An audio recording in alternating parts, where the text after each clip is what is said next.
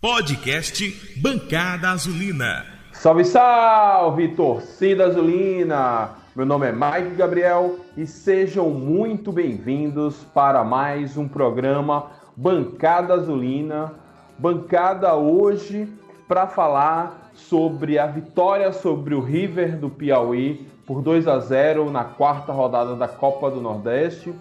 Também para falar da saída de Daniel Paulista e a chegada de Matheus Costa, que foi confirmado na noite desse domingo. Ou seja, um final de semana de muitas emoções para a torcida azulina. E para tratar sobre isso aqui comigo, eu estou com o Fernando Santana. E aí, Fernando, como é que você está, meu amigo? Como foi seu final de semana? E aí, minha galera? Fala, minha bancada, como é que vocês estão? Tudo bem por aqui? Confiança ganhando mais uma. Tô me acostumando com esse negócio de vitória, né? Então, quero que com a saída de Daniel nada mude em relação a isso. Que a gente continue por esse caminho que tô ficando muito bem acostumado. Muito bem, meu amigo. É bom demais vencer e que continuemos assim. E fechando a bancada hoje, Vinícius Ribeiro. E aí, Vinícius, como é que você tá, meu camarada? Fala, grande Mike, grande Fernando Gaiato, um abraço a toda a torcida azulina. Estou muito bem, muito feliz, apesar dos pesares, apesar da tristeza da partida de Daniel, mas a alegria dele nos deixar líder da porra toda. Então, vamos que vamos. Podcast Bancada Azulina. E o podcast Bancada Azulina você encontra no site dragãodearacaju.com.br. Além disso, ele também está disponível no YouTube, no Apple Podcasts, no Spotify, no Google Podcasts e no seu agregador favorito. É só colocar o feed que está em todas as nossas publicações. Caso tenha alguma dúvida da melhor forma de ouvir, pode entrar em contato com a gente, que a gente te ajuda nesse quesito. Então vamos lá. Falar primeiro do campo de jogo, a última partida em que tivemos Daniel Paulista à beira do campo e mais uma vitória dessa vez pela Copa do Nordeste contra o River do Piauí, 2-0, sem muito aperreio, enfim, com algumas pontuações que a gente vai fazer lá. Vamos começar aqui com o Fernando. A gente teve alguma dificuldade de armar suas jogadas. A gente vinha falando nos episódios passados como o time tinha melhorado no ataque. E o ataque até que se manteve bem, mas não foi tão produtivo quanto. O que a gente deve fazer para não sofrer tanto com essa pressão externa, essa pressão alta dos adversários, já que parece ser o caminho que muitos vão encontrar para nos neutralizar. Sobre o nosso jogo e a forma que nós entramos em campo, né? Claro, tem que se destacar o valor que o River tem, né? E assim, quanto mais fortes os adversários, mais desafios vão impor para o nosso ataque. A questão que eu vejo mais significativa em relação a isso é que até o próprio Daniel estava começando a encontrar a escalação ideal para nós, né? Com Ítalo, Michael e Reis ali no ataque, mas o meio ainda não foi encontrado o meio ideal. Eu acredito que Amaral e Jefferson conseguiram se consolidar bem ali na parte da volância, saindo para o jogo, principalmente Jefferson. E o nosso cara que organiza esse jogo ali, que nesse jogo foi Danilo Pires, ainda não foi encontrado. Então, é um caminho que nós estamos percorrendo, né? Silva, por exemplo, evoluiu pra caramba nesse último jogo. Talvez seja porque era o jogo que Daniel ia embora, ele queria dizer assim, olha, Daniel, eu sei jogar, lembre de mim quando eu for pro esporte. Eu acho que foi isso. Porque ele deu uma evoluída bem interessante, mas falta para nós ainda um encaixe no meio campo. Eu acho que, independente do adversário, nosso ataque, ele tá... Claro, o Reis não fez uma boa partida dessa vez, mas já mostrou do que é capaz. Eu acho que falta um pouco mais de encaixe no nosso meio campo para que a gente possa criar mais chances, ser chances mais efetivas de gol, proporcionar aos nossos atacantes essa oportunidade de estar ali na cara do gol para finalizar. Então, Moraes está ali no banco de reserva, ainda não está no banco, né, na verdade, está em preparação. É a nossa esperança de que quando ele tenha condições de jogo, ele possa fazer uma diferença no nosso time. Beleza, meu amigo. Vinícius, saindo do ataque indo para a defesa. Mais uma vez, não sofremos gols e nem sofremos tanto com a nossa defesa. Realmente, a gente sai de uma ideia de termos duas duplas de zaga que poderiam se alternar para termos uma zaga realmente titular com Nirley e Luan. Exatamente. Eu acho que Nirley e Luan passam uma segurança, não que a dupla reserva não passe, mas Nirley e Luan passam uma segurança muito grande. Nirley é aquele cara que você conta uma piada, a piada mais engraçada do mundo, e ele faz, haha, achei engraçado. Né? O cara muito sério ali na zaga, joga sério o tempo todo, não tem aquele toquinho enfeitado, não.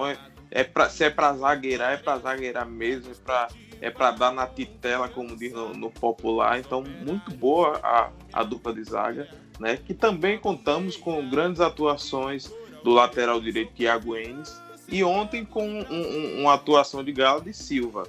Né? Infelizmente, a gente tem a baixa de Silva aí, né, com relação à contusão, mas a nossa defesa vem muito bem. E aí a proteção da nossa zaga ali com o Jefferson e com o Amaral, né, fora de série. Amaral para destruir, é o Pitbull, é o xerifão do bairro Industrial.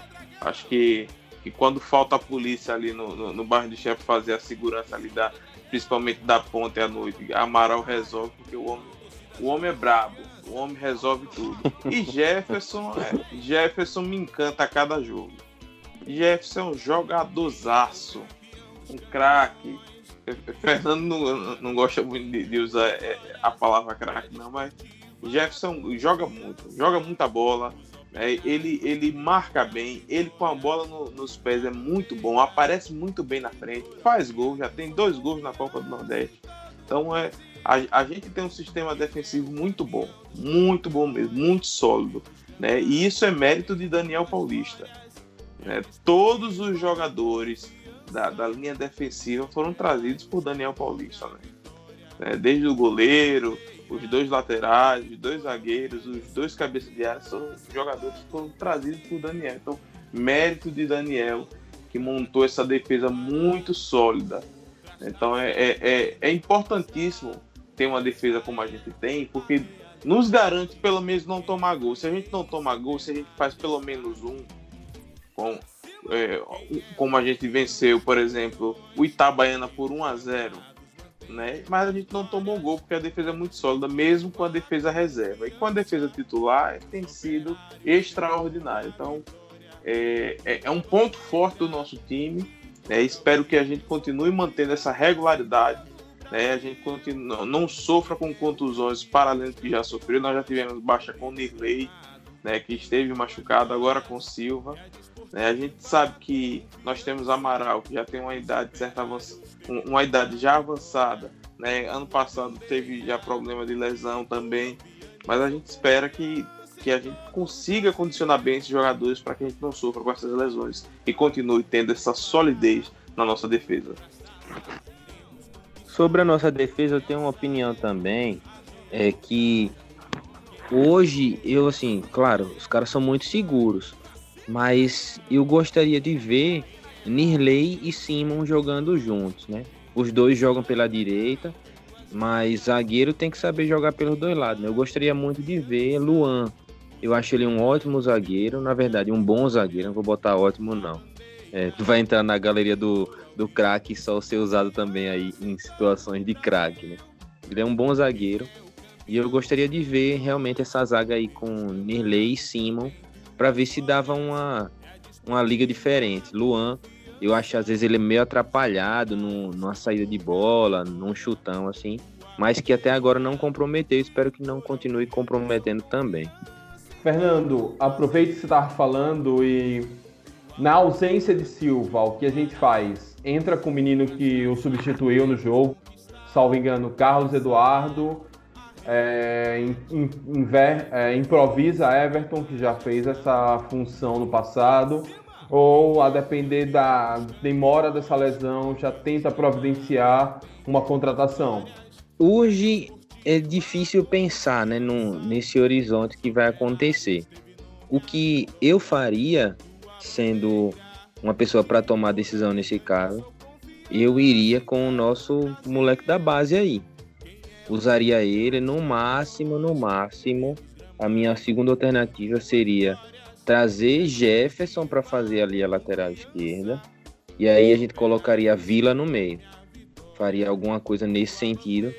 Mas eu acredito que Everton para lateral já não é mais interessante, sabe?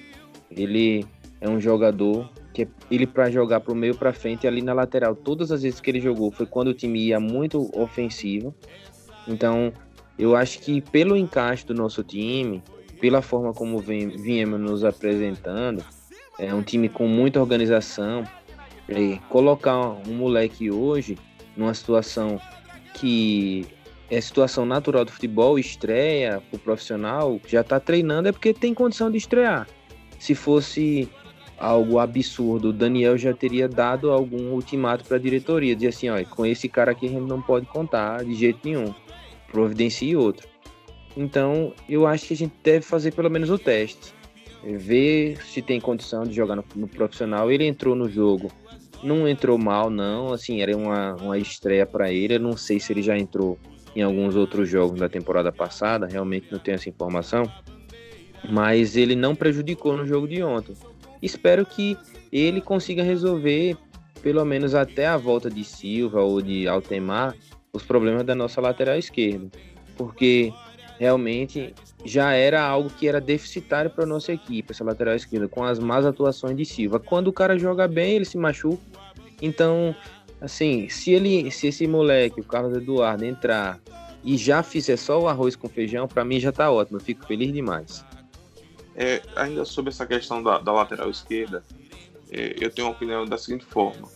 Eu acho que o jogo contra o Dourense pode ser um jogo teste para o Carlos Eduardo. Eu concordo com o que o Fernando disse, que eu acho que se ele está no elenco ali é porque o Daniel enxergou alguma coisa nele, né? Então, eu acho que seria interessante a gente dar uma oportunidade, né? Pelo menos esse jogo contra o Dourense, que é um jogo de tecnicamente um nível menor, apesar da dificuldade do campo, mas tecnicamente é um jogo de nível menor e a gente poderia observar o garoto jogando, né? Em Carlos Eduardo não indo bem contra o Dourense, eu no jogo seguinte, eu sou bem sincero, eu entrava com Everton. Eu não colocaria o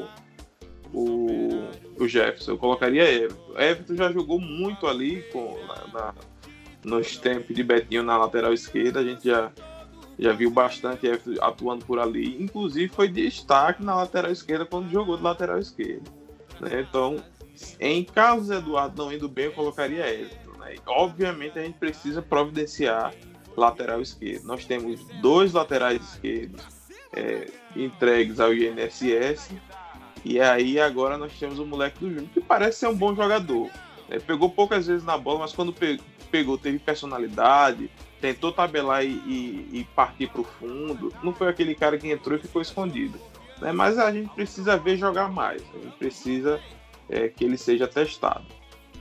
E agora ele pega a pior sequência na Copa do Nordeste, a começar do próximo final de semana contra o Fortaleza, aqui em Aracaju. Agora vamos voltar a falar do ataque. Fizemos 2 gols, um primeiro gol um chutaço de Silva, rebote de Mondragon, que por se lesionar no movimento da defesa, não conseguiu pegar o rebote ali que Mikael completou. E o segundo gol, ali já no apagar das luzes, jogadaça de Enes e Marcelinho, que tocou para trás, e gol de Jefferson. Mas perdemos boas oportunidades de gols, assim como tínhamos perdido contra o Frei. Fernando, perder gol assim é natural, o importante é pelo menos deixar uns 2, ou a gente tem que buscar ser um pouco mais incisivo, e ainda que isso represente um volume menor, mas uma precisão maior? É uma situação que é muito complicada de você determinar, né? Porque às vezes é aquele negócio, você chuta errado, a bola vai dentro, você chuta certo, a bola vai fora. Ou até, de repente, um dia o goleiro tá inspirado e faz as defesas lá e te impede de fazer gols.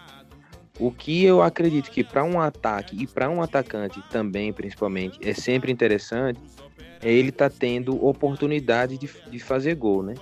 Você imaginar que um atacante vai passar um jogo e ele vai ter 2 bolas para finalizar, realmente você tem que estar com um cara muito bom para resolver o jogo em 2 bolas. E ainda não estamos nesse nível de atleta por confiança. Os que temos, que estão nesse nível, a gente percebe que são atletas que estão em evolução na carreira, né? Que você tem uma condição de dizer assim, caramba, esse cara realmente daqui a uns 2, 3 anos vai estar numa Série A, vai estar até fora do Brasil. Mas hoje, como temos no ataque Mikael, 20 anos, temos Reis, que já é mais velho, mas também é um cara que nunca teve um destaque em uma grande equipe, a gente percebe que são jogadores que é esse nível de atuação mesmo. Precisa de umas 3, 4 chances para fazer um gol. Mikael tem tentado se aprimorar para finalizar cada vez mais eficiente, mas é algo que também é uma questão de confiança do cara, né? O cara vai fazendo gol, vai pegando aquele ritmo de jogo, a bola vai procurando ele, os atletas vão dando cada vez, os companheiros vão dando cada vez mais bola para ele, os adversários também vão ficando com mais medo do cara, o cara já entra no jogo motivado com a cabeça que vai fazer o gol. Então eu acredito que o que precisa para a gente continuar fazendo gols é isso, criar oportunidades cada vez maiores. E aí já aconteceu da gente enfrentar adversários mais fracos, onde criar 5 chances para fazer um gol era o jogo da vitória. Agora vamos enfrentar adversários mais difíceis que eu não sei se a gente vai conseguir criar 5 chances. A gente vai criar 1, 2 e nessa aí a gente vai precisar ter um ataque mais eficiente. É treinamento, botar os caras para treinar e graças a essa tabela que nós tivemos agora nesse começo, nós vamos enfrentar os adversários mais difíceis depois de quase 10 jogos na temporada, né? Então entrosamento já temos. Espero que agora seja um momento teste de fogo para que nós consigamos chegar num desempenho melhor ainda do que já estamos tendo. Muito bem, e para fechar essa parte do jogo, antes da gente dar os nossos destaques positivos e negativos, Vinícius, eu vi que Mikael já vai para o 3º jogo dele, e eu senti ele mais seguro nesse jogo, mais obediente taticamente, ele não tentou fazer tantas firulas, não tentou bicicleta, tabelou quando tinha que tabelar, brigou com o zagueiro quando tinha que brigar, marcou o gol quando tinha que marcar. Você sente essa evolução dele e acha que em ele permanecendo no Confiança, não voltando para o esporte junto com o Daniel, temos um atacante ali que dá para a gente começar a Série B com uma certa tranquilidade? Sim. É público e notória a evolução de Mikael. Mikael, quando ele estreou lá contra o América de Pedrinhas, ele apareceu muito nervoso, né? A pressão, o clamor da torcida para que ele entrasse o pressionou bastante, então ele não conseguiu fazer aquela atuação que a gente esperava, apesar de que poucas vezes que pegou na bola a gente percebeu que ele tinha o tino do centroavante, daquele cara brigador, né? E aí contra o Frei Paulistano perdeu principalmente aquele gol que ele entra e bate em cima do goleiro, né? Que deixou a torcida bem, como diz no popular, barreada. Mas no segundo tempo a primeira bola que pega de frente para o gol, ele desloca do goleiro com a perna canhota, que é a perna boa dele, e faz o seu primeiro gol no Confiança, seu primeiro gol como profissional. Já contra o River, né, mais um gol, e dessa vez de oportunismo, gol de centroavante. E aí a gente percebe que ele vem evoluindo, né, a forma com que ele tem se posicionado tem evoluído, né, afinal o entrosamento também conta bastante nessa situação. Ele pegou uma bola de primeira que o goleiro, por pouco, não tomou o gol no segundo tempo, que ele pega de primeiro, o goleiro tira de ponta de dedo. Então, assim, a gente tem perdido muitos gols, né? Mas a gente está começando a dar mais elasticidade nos nossos placares. Nós vencemos o América de Pedrinhas por 3, vencemos o Frei Paulistano por 4, ontem vencemos por 2-0. Mas é importante a gente analisar também que o futebol brasileiro tem sido um futebol de poucos gols, com exceção do rubro-negro carioca, que é um ponto fora da curva, mas os demais jogos têm sido jogos de poucos gols, né? Obviamente, a gente precisa melhorar a questão da finalização, mas nós temos tido um aproveitamento bom. A gente tem ganhado, a gente tem tomado poucos gols, a gente tem feito os nossos gols, né? 2-0, 3-0, 4-2, a gente tem conseguido fazer. Eu acho que não é algo preocupante nesse momento, como era no início do campeonato, onde a gente só estava ganhando o jogo de gol de pênalti, duvidoso ainda mais, e aí a gente passa para uma lógica de ter um homem-gol. Hoje a gente tem um homem-gol, o Mikael é esse homem-gol, né? Já são 3 partidas, 2 gols marcados. Eu espero que quarta-feira venha pelo menos mais 3 gols do Mikael, e assim a gente segue rumo à classificação para a segunda fase da Copa do Nordeste, rumo ao título da primeira fase do Sergipano, e creio que nessa toada a gente segue bem para o início da Série B com relação ao ataque. Muito bem, camarada. Para nível de comparação, né? A gente faz 4 gols no Frei, que hoje conseguiu segurar um 0-0 lá no Barradão, diante do Vitória. E o Vitória, que eu já venho elogiando há muito tempo, é um time bem interessante, treinado por Geninho. O Botafogo da Paraíba foi a Maceió e venceu por 1-0 o CSA. Esse mesmo Botafogo que a gente deu uma canseira neles lá em João Pessoa, por um vacilo, um excesso de comemoração talvez a gente não ganhou. Então é sempre bom ter esses parâmetros aí de comparação para também não olhar sempre o copo meio vazio. Vamos lá, destaques do jogo. Seus destaques, lembrando que podem ser mais de um, positivos e negativos, Fernando. Eu vou começar com um destaque positivo, né? Foi Silva. Durante alguns podcasts atrás que eu participei, sempre condenei as atuações dele, né? Dizendo que se ele era jogador, eu era astronauta. E aí, realmente ontem, ele me fez pagar a língua me mostrando que era jogador, né? E até eu dizia assim, caramba, Silva é um radar que não se machuca. O cara foi lá e se machucou. Mas foi um grande destaque ontem na partida, fez um grande jogo, tanto ofensivamente como defensivamente. Deu aquele chute que deu origem ao primeiro gol nosso, depois também cobrou uma falta, deu um outro chute também. Em segundo destaque, positivo também, eu coloco o nosso menino Ítalo, né? Gastando a bola, tá bonito demais ver Ítalo jogar. Então, em relação a destaques positivos, eu coloco esses 2 principalmente. Destaque negativo, Reis, infelizmente, ontem parece que não entrou em campo. Tá faltando, eu acho que ele ficou lá naquele último jogo que ele fez os 2 gols contra o Frei Paulistano. Tá faltando voltar para a realidade, voltar a trabalhar de novo, para entrar em campo novamente e mostrar o futebol que ele sabe jogar e que já mostrou para que a gente visse, né? Então, positivos aqueles 2, destaque negativo somente em Reis, né? Muito bem, meu amigo. Vinícius, seus destaques positivos e negativos no jogo de ontem. Meu primeiro destaque positivo, eu concordo em número, gênero e grau com o Fernando. Silva ontem estava muito bem mesmo, né? E aí Fernando disse que ele era o radar que não se machuca. Ele, não, eu sou o radar completo, eu me machuco também. Infelizmente se machucou, mas foi meio que um revide, né? Que ele tirou o Mondragão do jogo, né? Aquele chute e o Mondragão se machucou ali.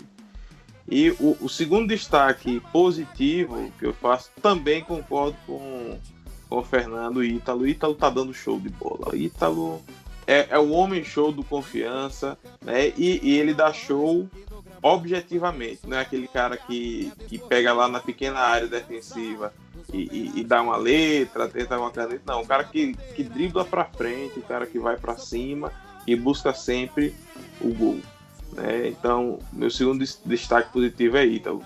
Meu primeiro destaque negativo, porém não o pior, é Reis. Eu acho que Reis não foi bem ontem. A gente se acostumou a ver se acostumou com a atuação do Frei Paulistano contra o Frei Paulistano, onde Reis foi muito bem, foi o Reis da partida, né? Mas ontem não foi muito bem. Eu acho que quando ele se aproxima mais de Ítalo, ele joga melhor, mas ontem ele não conseguiu render. E o segundo destaque negativo que eu faço, e esse sim o pior em campo, Pires. Para mim, Pires é o cara que, se você bota faltando 15 minutos, ele rende. Mas se você bota ele de titular, ele não rende nada, né? E nos últimos jogos aí ele tem jogado titular e não tem rendido nada. Não participa do jogo, né? A gente não vê muitas críticas a Pires, porque ele pouco participa do jogo. Quando pega na bola é para tocar para trás. Ontem eu concordo com o que Jones, membro aqui do bancada que hoje não está participando, disse o seguinte: se for para tocar para trás, a gente já tem Amaral, né, que toca para trás, mas desarma muito bem, é um pitbull ali. E aí Pires está sem função, não nos serve de nada ali no meio de campo. A gente precisa encontrar esse homem ali do meio.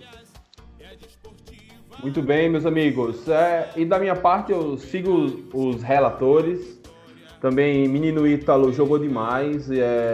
Essa versão 2020, eu repito, me agrada mais do que a versão 2019 de Ítalo. E também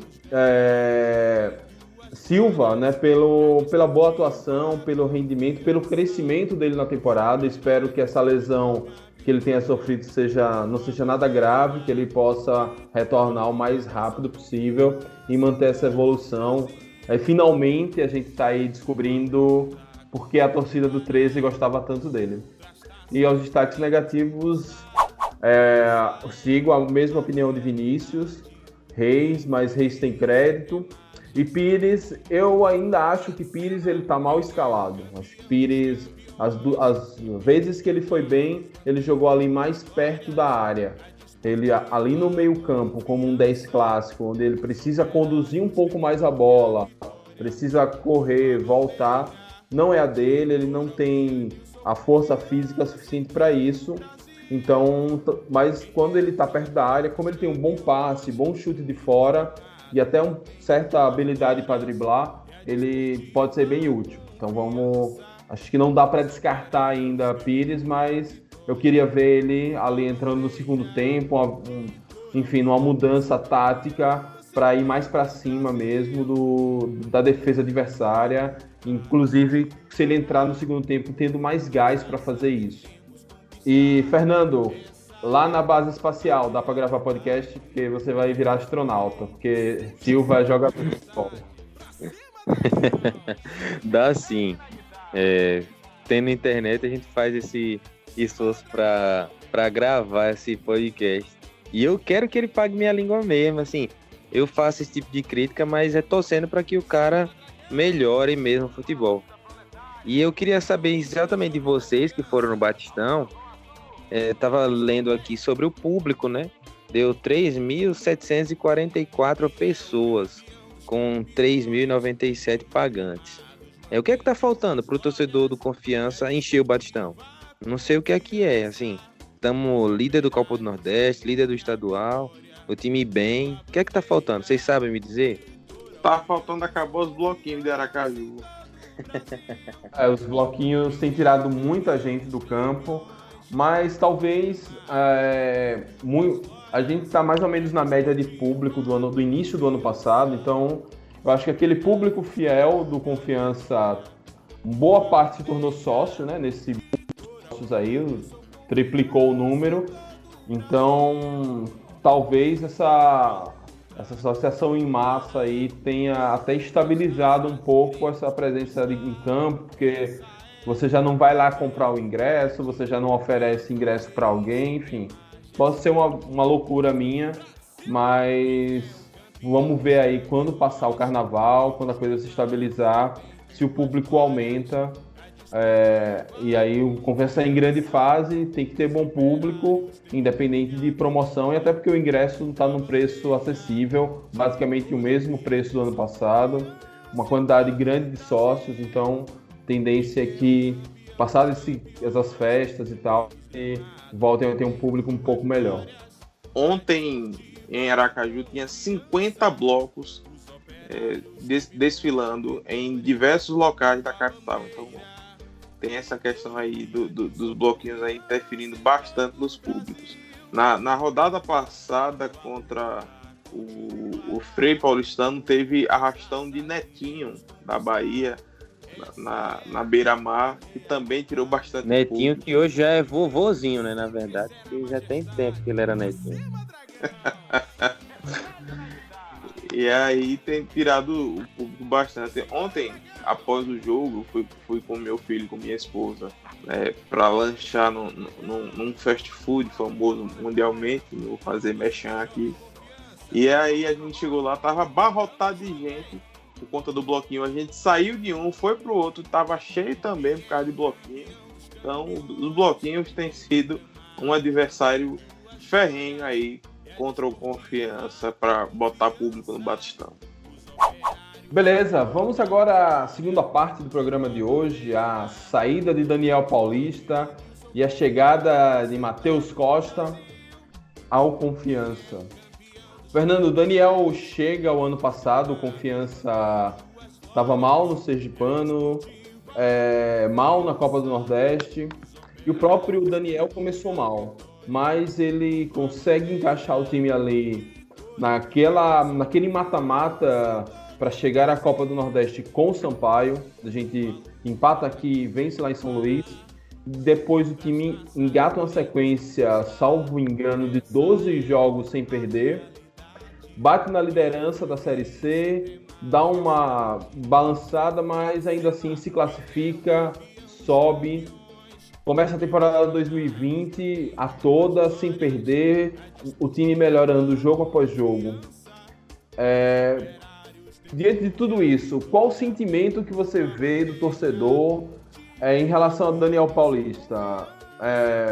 Enfim, desenvolva aí suas teorias. Não vou chorar, nem vou me arrepender. Foi eterno enquanto durou, foi sincero nosso amor, mas chegou ao fim. É isso, valeu, foi bom, adeus. Infelizmente, Daniel foi esse amor de verão que passou por nós, né?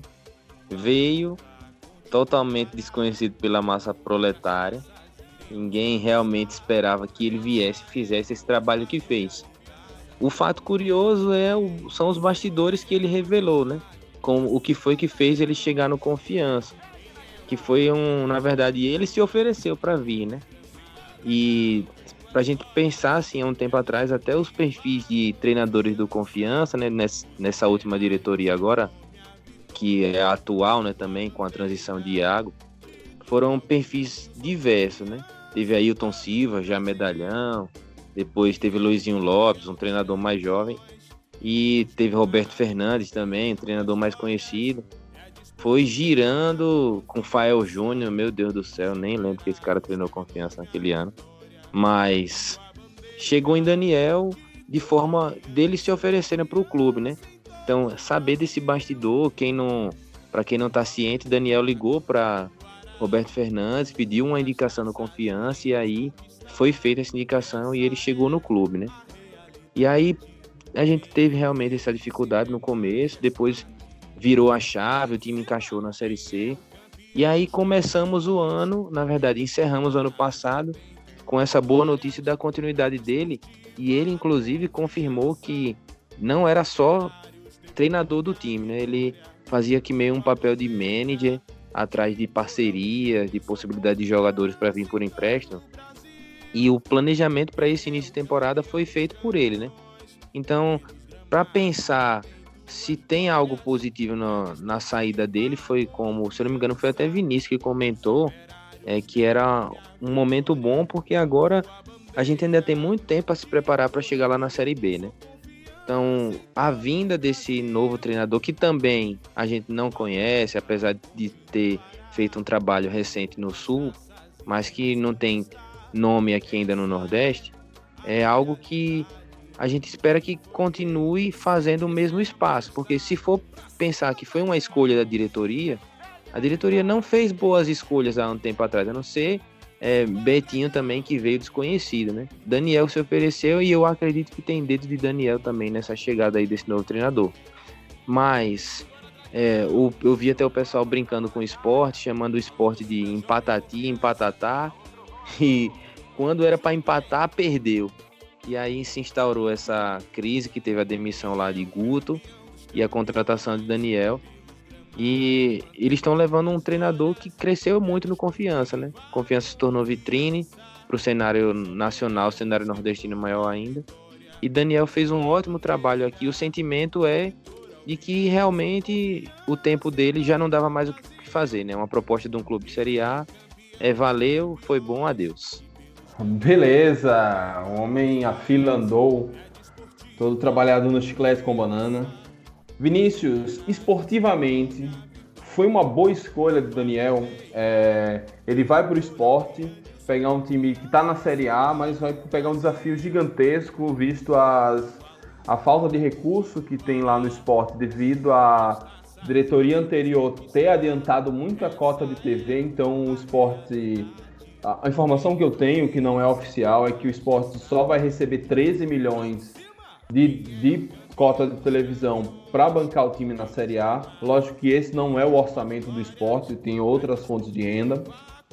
Então, esportivamente, qual seria melhor, Daniel, cair com o Sport para a Série B ou fazer uma campanha de manutenção no Confiança na própria Série B? Esportivamente, era melhor ele permanecer no Confiança. É um trabalho que chama a atenção do mundo futebolístico no Brasil. Ele, como a gente já relatou aqui, pegou Confiança no passado, numa situação ruim no campeonato estadual, né, para a Série C, reduziu pela metade a folha de pagamento e conseguiu o acesso para a Série B. Deixa o Confiança nesse momento líder do estadual, líder da Copa do Nordeste, né? Então o trabalho estava sendo muito bem feito, o resultado estava vindo, e aí ele sai dessa lógica onde ele vai para um clube onde financeiramente é muito interessante, mas o clube está quebrado, né? Sem dinheiro, cheio de dívidas e esportivamente está muito mal, né? Ontem perdeu o clássico para o Náutico por 2-0, né, o que aprofunda a crise. O pessoal até brincava com o Guto, tem uma figurinha, a figurinha era ele sorrindo e embaixo mais um ponto, que tanto impacto que vinha aí a sequência do Sport. Então, está em crise dentro de campo o Sport e está em crise fora de campo, principalmente na parte financeira. Daniel ainda tem que administrar a situação de que está posto aí, que a torcida não aceita Daniel, a diretoria aparentemente, de acordo com as informações que a gente tem, não aceita Daniel. Daniel é um cara que foi bancado única e exclusivamente pelo presidente. O presidente disse, não, ele é meu amigo, ele vem, né? Então, é complicado essa situação para Daniel esportivamente. Eu acho que ele não fez uma boa escolha esportivamente. Porém, financeiramente, aparenta ser um bom negócio para ele, se receber, né? Porque nós temos aí, por exemplo, Mikael, que é atleta do Sport, está emprestado ao Confiança e teve toda uma demora para poder estrear, porque o Sport estava impedido de fazer negociações por conta de dívidas antigas que ele não paga. A gente tem informações que o Guto Ferreira estava 90 dias sem receber salário.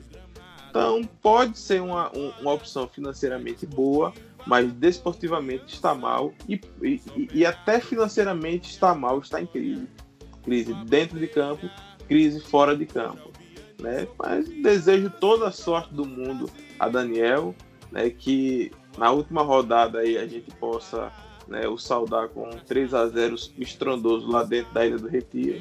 No mais, foi bom, adeus, né? Que a gente se encontre mais na frente para uma melhor. Fazer uma pergunta para vocês dois, para a gente já começar a falar do novo técnico.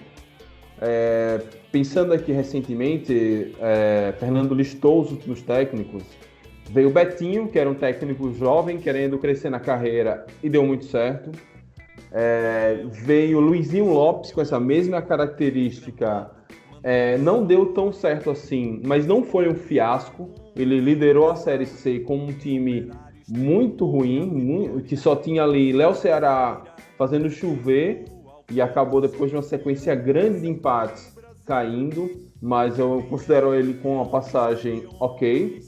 E agora tivemos Daniel Paulista nessa mesma característica, técnico jovem, querendo crescer na carreira, que deu certo mais uma vez. E é esse o caminho que a gente deve trilhar? Foi só coincidência ou tem algo de...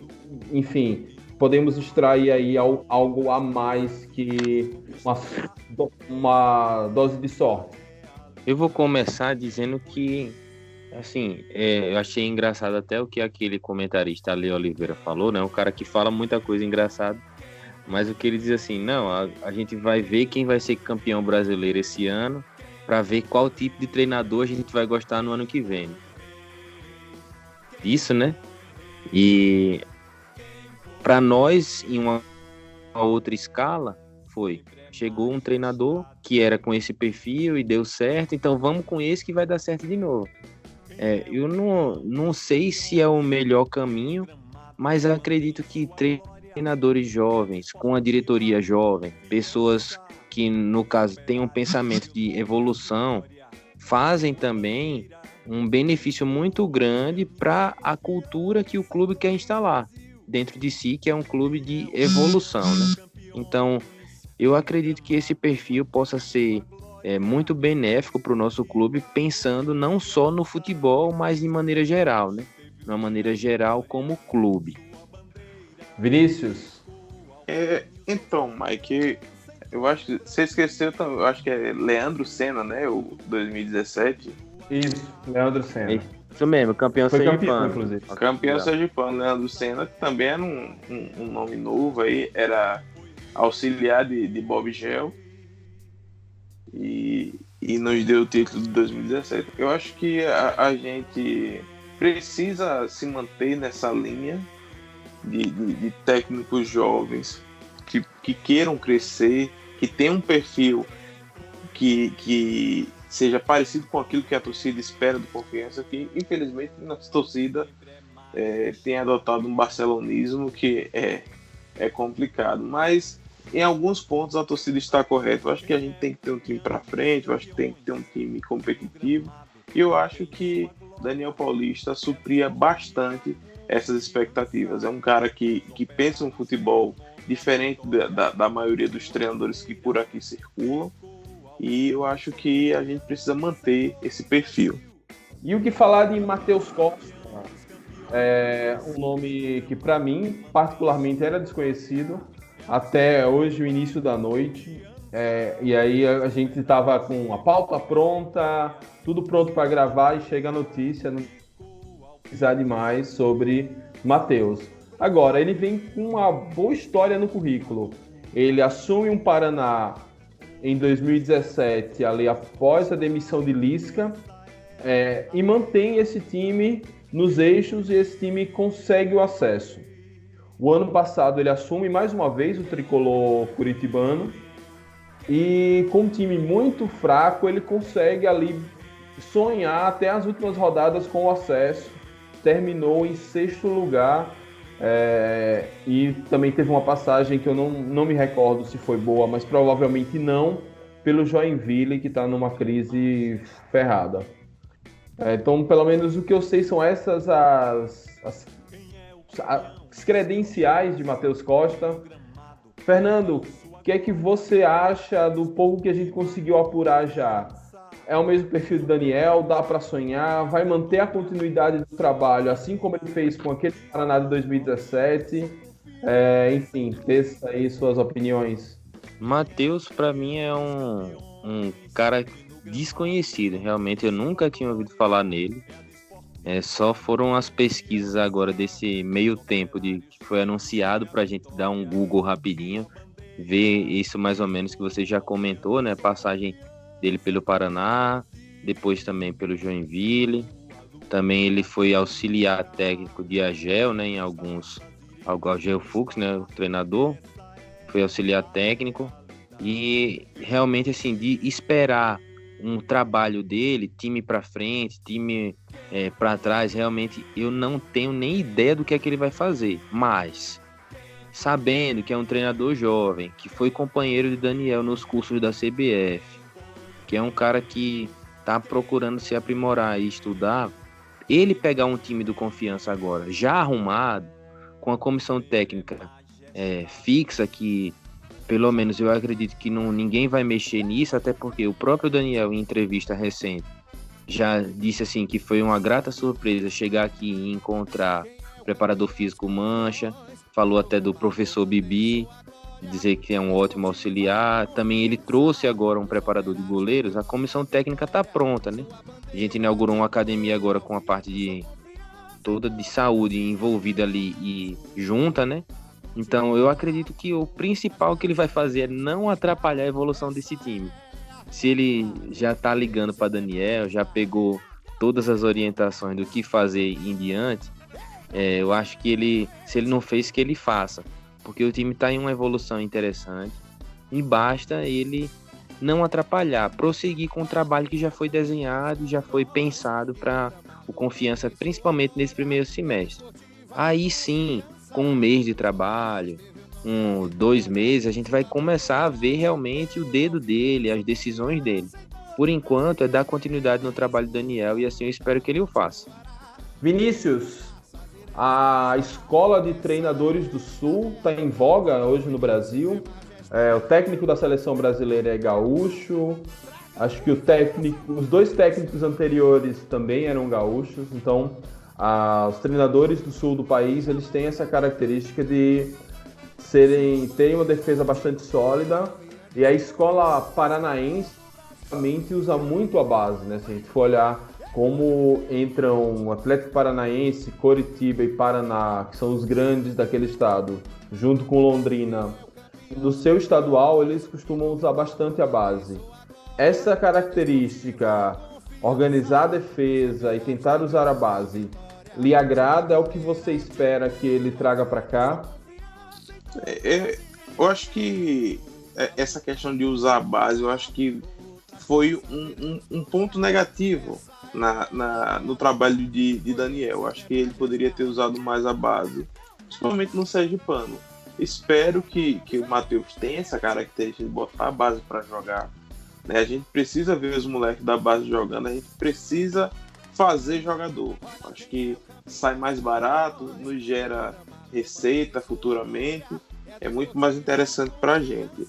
Né? Com relação à escola do Sul, a escola de futebol do Sul, me deixa um tanto quanto preocupado, porque o Sul costuma ser um tanto quanto retranqueiro. Eu não gosto muito do futebol retranqueiro.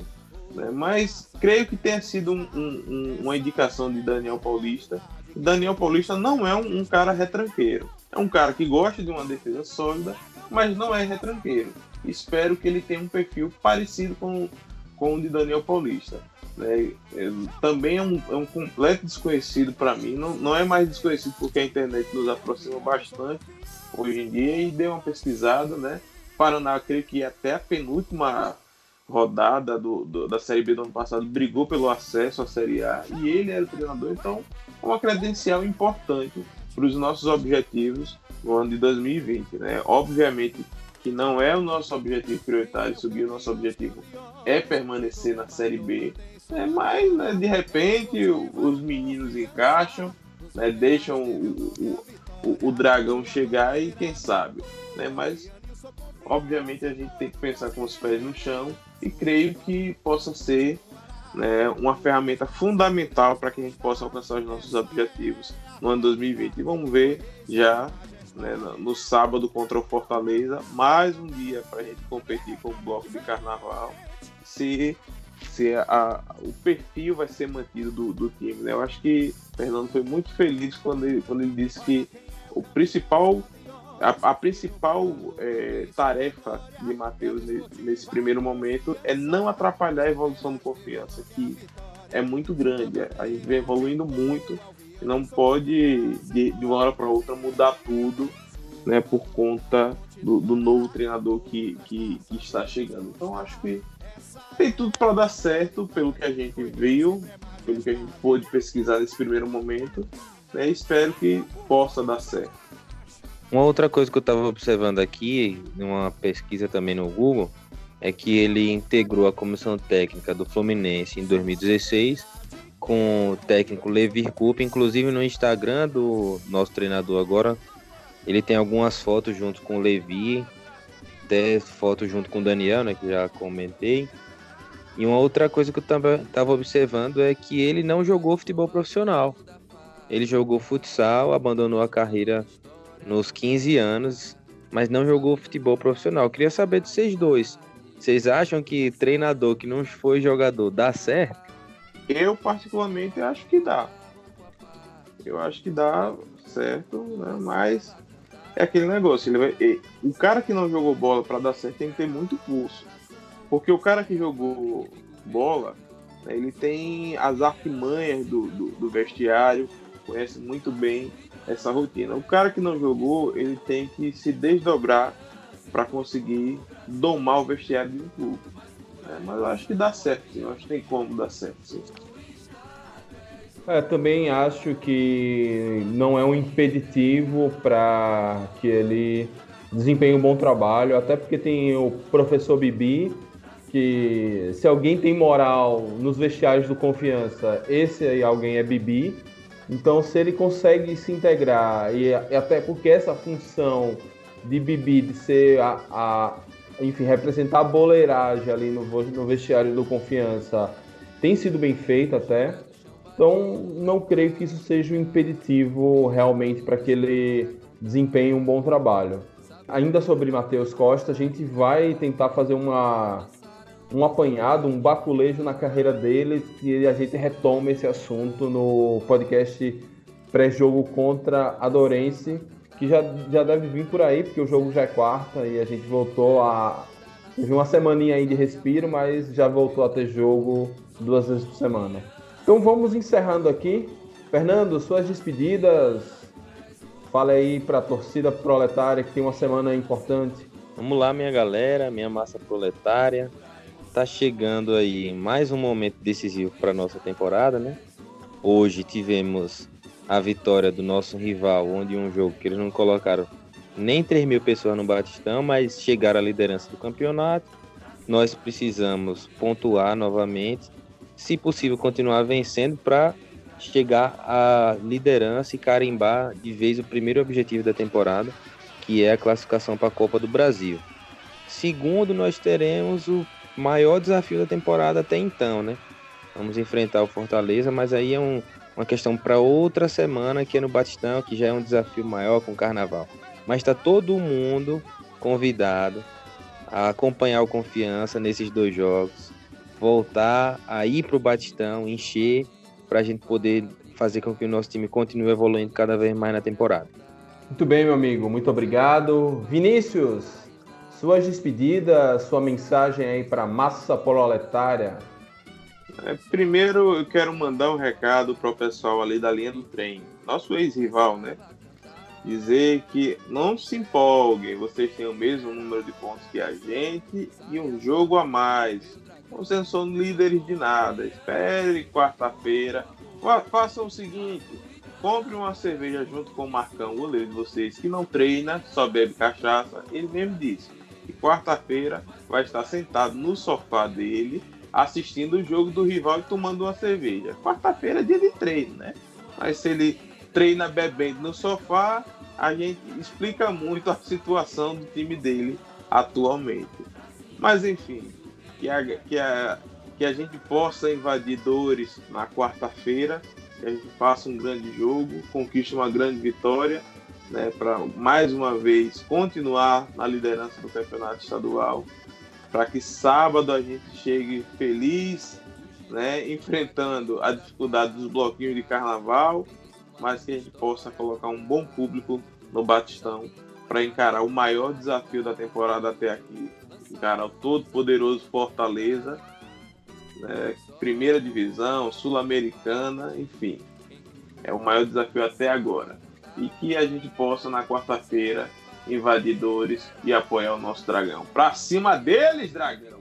Muito bem, meu amigo, muito obrigado. E me despeço com as mesmas palavras, que seja uma semana muito boa para o nosso Confiança, mais uma semana de invencibilidade na conta, manutenção da liderança no estadual, manutenção da liderança na Copa do Nordeste. Essa rodada da Copa do Nordeste foi muito boa pra gente, só o Sport que deu uma farrapada ali, mas a gente tá mandando um técnico para ajeitar o Sport e isso não acontecer mais. E agradecer a todos que chegaram até aqui, saudações proletárias e foi!